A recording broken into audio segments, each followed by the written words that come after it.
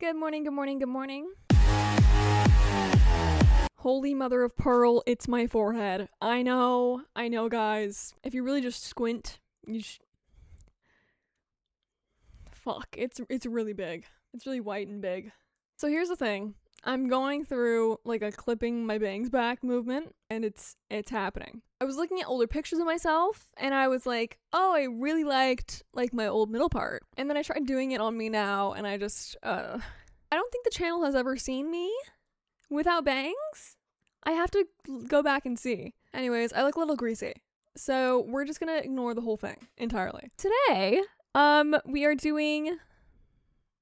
Are you looking at my forehead? Today, we're doing REN's Chapter 3. I thought it was time to do Chapter 3.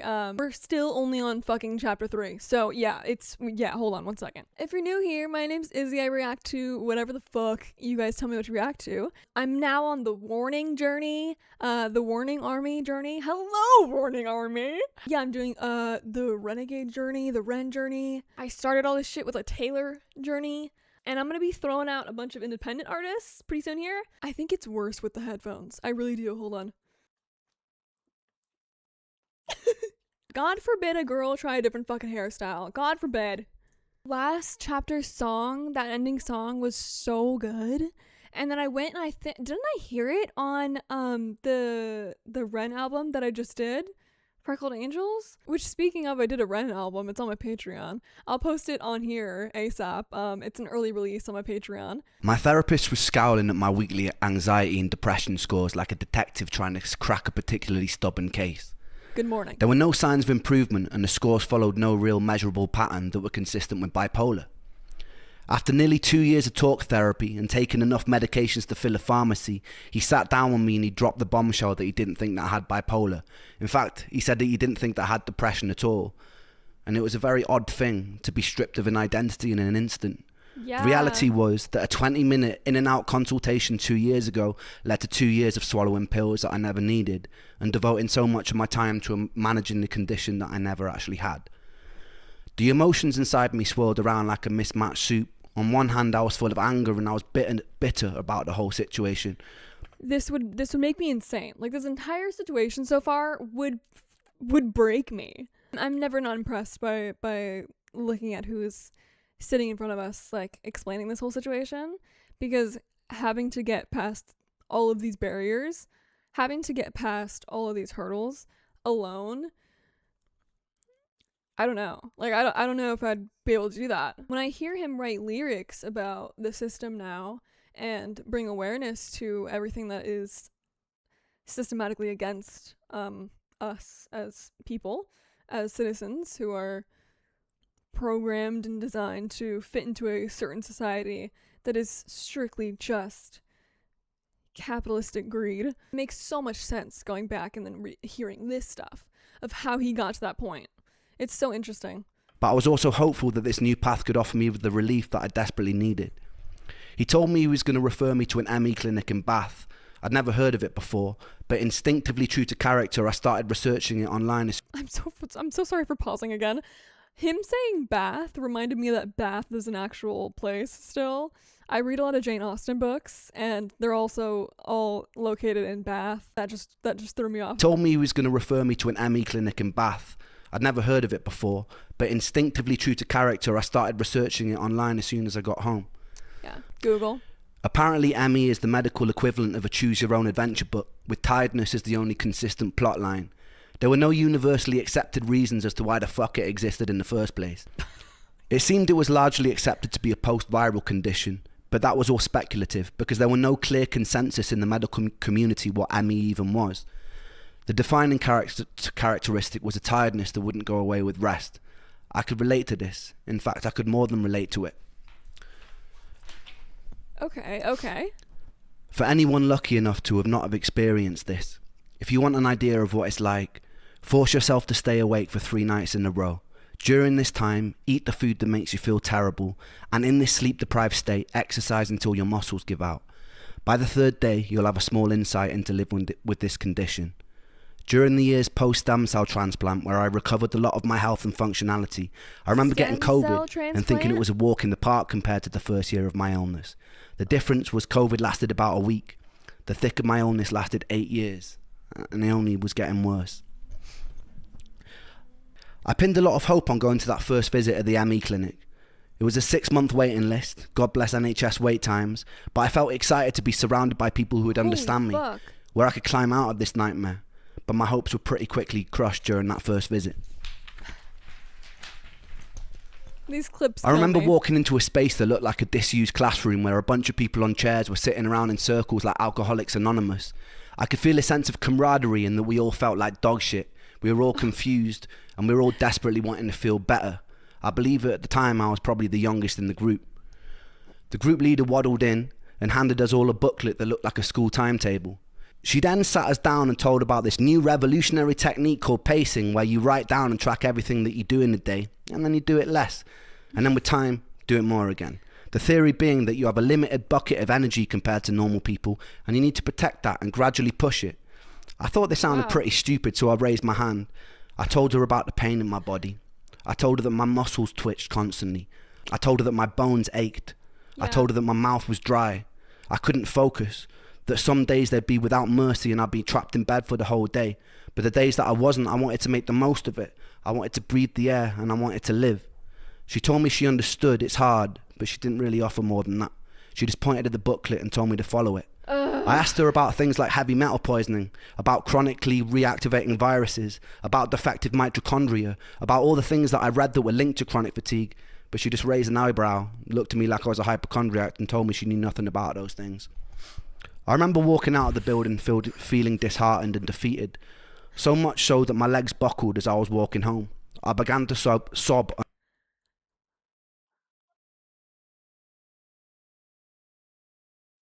Ooh, I need a name and an address right now. Are you fucking kidding? This is me to this day trying to figure out what heart condition I have. I watched this video of this like neurosurgeon who had quit, like he had just retired and like just started hiking in like the woods and stuff, because at one point he just realized that the doctors weren't there to like heal you and help you. They're there to fix you just enough or lead you on so much that you had to come back and keep paying and keep getting the services. And it was just, he just couldn't live with that. He couldn't live with himself. It baffles me like how much Ren doesn't really have that much rage inside of him. I'm sure that he has like hella internal rage, but I'm saying like in terms of how unrevealing his rage is to the eye. I remember walking out of the building feeling disheartened and defeated, so much so that my legs buckled as I was walking home. I began to sob uncontrollably on the side of the road. That's what I'm saying. An old woman knelt down to comfort me and asked me what was wrong. I didn't even really know how to explain, so I just told her that I missed my friend. Despite my skepticism, I stuck to the program for at least half a year, and I kept going for my periodic visits to the clinic, and it did jack 6 shit. months. In fact, I got worse. I was always getting worse.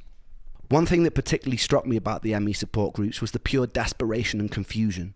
With most other conditions, you're given a diagnosis, a prognosis of whether it's going to kill you, and what you can do to manage it or cure it. With ME, you don't get that. You get an indeterminately long sentence to purgatory. You feel worse than you've ever felt in your whole life, and you're given no explanation as to why, and no signpost pointing the way out. Fuck. There was no selection bias to the people suffering. Members of the group were anything from esteemed ex-lawyers to single parents to former athletes. One thing I can say, these people were for the most part all extremely driven and collectively mourning their old lives. There's a stigma that because ME's predominant presentation of symptoms is tiredness, that its victims are just being lazy. I can tell you firsthand that me and every single person I've met with genuine ME would rather run 1,000 marathons than have to live another week with the tiredness and the unrelenting fatigue. We were at war with our tiredness, trying desperately to escape it, and some of us would go to extreme lengths to turn ourselves into guinea pigs to try and find ways out. Suicide was pretty common in those online support groups. God. It was around this time I was swallowed into the music industry. I was out busking on the streets one day and I noticed this sketchy, good-looking Mauritian guy with his arms crossed watching me, really intensely, as though he was studying every lyric coming out of my mouth. He approached me and asked me if the songs I was singing were mine.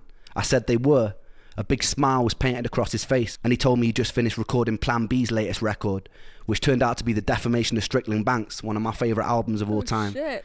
He was looking for a new project to sink his teeth into, and he asked me if I'd come to London to record. We got into it. The whole time I felt dreadful, but this was a lifelong dream materialising in front of my eyes. Yeah. So bit by bit, when I could, I'd get the train to London and start chipping away at my first ever album. I didn't really let on how I was feeling during this time because I didn't want to sabotage it. There would be times I'd finish up in the vocal booth after doing the take, excuse myself to go to the toilet, throw up from the dizziness I was experiencing, sometimes with specks of blood, and then I'd go back and pretend that nothing had happened. I'd be sitting around with the whole room spinning and would pretend I was fine. There was only so long that I was able to keep this up. Ugh. Eric told me it'd be a cool idea for me to start going to industry showcases and start building buzz. Performing live like this was a whole new level of taxing that I wasn't ready for, but I was so ferociously ambitious that I just ploughed through. The usual way it would go is I'd be in the back of Charlie's car, the whole world would be spinning, I'd be trying my best to sleep in it all day, parked up outside of whatever venue or pub it was in London, trying to conserve energy for the show. Good Sometimes Lord. I'd cry a little before I performed. My whole body would be burning. Then I'd brush it off and I'd get on stage and I'd perform as best I could. People would come up to me at the end, pat me on the back. I'd smile and pretend to be charismatic. Then I'd get back in the car and I wish I was in bed and have to endure a 3-hour drive back to Bath from London. There was only a few shows where I could keep pretending. I'd usually be trying to disguise the fact that my body was trembling through the fatigue and pain. Eventually I started crying mid-set. It became blindingly obvious to everyone working with me during that time that something was very wrong. I told Eric that I needed to take some time out. My plan was to live at home with my mum for a month maximum, get my energy back, and come and finish the record. That 1 month turned into 2 months, turned into 3 months, turned into 6 months. I pushed myself to total burnout. The distance led to me and that angel breaking up, in part because it was difficult to navigate a relationship when you have so much brain fog, and I didn't know what it was well enough to be able to explain it to her at the time. With a loud thud, I'd been jolted out of a Shakespearean storyline, I lost the record deal, and I couldn't get out of bed. My friends from Trick the Fox. Oh. I could never. I actually could never do this. I don't know how I don't know how he still has the oomph to go on. I mean, this was after Joe, right? I mean, that's, I guess, the only reason he would have to keep going. And his mom, and his family, but fuck. It gets to a certain point where you are in so much pain that it just doesn't, it just gets numb. Never really called to check up on me. It felt like the whole world was moving at lightning speed without me. I had this amazing opportunity right in front of me, and I was chained to the floor. I was alone. I was sick. I wished that my condition would get it over with and kill me, but it wouldn't, and it felt cruel that it wouldn't. It just let me rot That's in what I'm bed. saying, yeah. The whole world would continue to turn, and I would rot. In the next episode, I'm going to tell you about a fight with a television and losing my anal virginity to an 80-year-old man. Stay tuned for that. What? Okay, song. A song.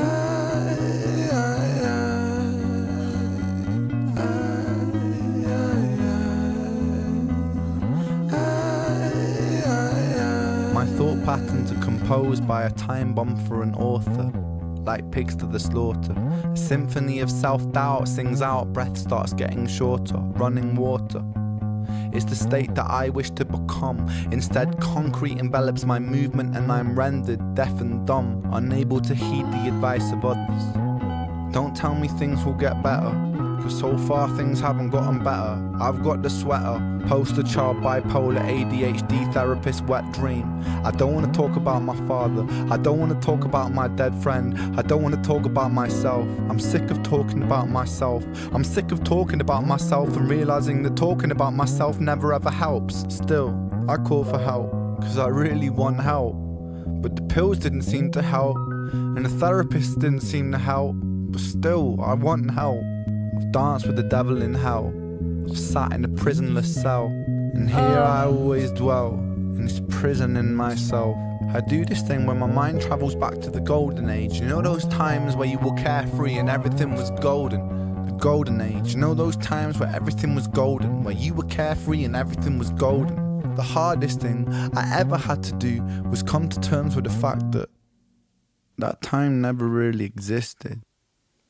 I've always felt so fucking detached and broken, bruised and mismatched. Find it hard to relax, living under the cracks. Tried to fill in the gaps, lying here on my back. Still, I can't find it. Sense of peace in my mind declined it. Pulse increase and my sweat combines with a feeling so deep I fall inside it. Depression, I hate you, depression. Your constant oppression, respond with aggression. They say depression brings you lessons. Constant stressing conceals blessings. You will grow in broken settings. Fuck those lessons, fuck depression. I've been living in your shadow for so long that I forgot how I can shine. How I can find a refuge in my mind. How am I meant to sit here and unwind? The planets align, I feel like I'm cursed. Feel like I'm cursed to just be here to hurt. Feel like I'm cursed to just be here to bleed with my demons. Been feeling this way since birth. Depression, I hate you. Depression, I hate you. Depression, I hate you. Depression, I hate you. Depression, I hate you. Oh my god. Depression, I hate you. Depression.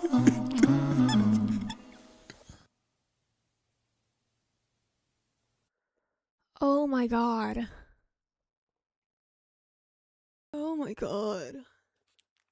Fuck that. I always say that I'm like so impressed of Ren and I'm so proud of him, and like I always feel like I say it too much, but I just time and time again have just been baffled by everything that he's ever done. This whole chapter was god awful. Going through the entire 6 months of the trials and dealing with all the pills and everything that he's fucking ever tried to do, and still he has patience, and still he has resilience, and still he's able to keep going somehow, even though it's barely at this point. Like we're about to lose him physically. I would have been like raining hell on like everyone and everything until I figured out what the fuck was going on. I'm lucky enough with my heart condition that I can fucking take my chances because it's not causing me active pain. It's scary, and like I don't exactly know everything that the limits I can push, and I need to at some point figure that out. But to live with chronic illness, to live with chronic pain is so hard. Let me know what you think in the comments. Let me know if you can add anything in the comments. That song too. Oh fuck. I love you guys so much. I'll see you later. Bye.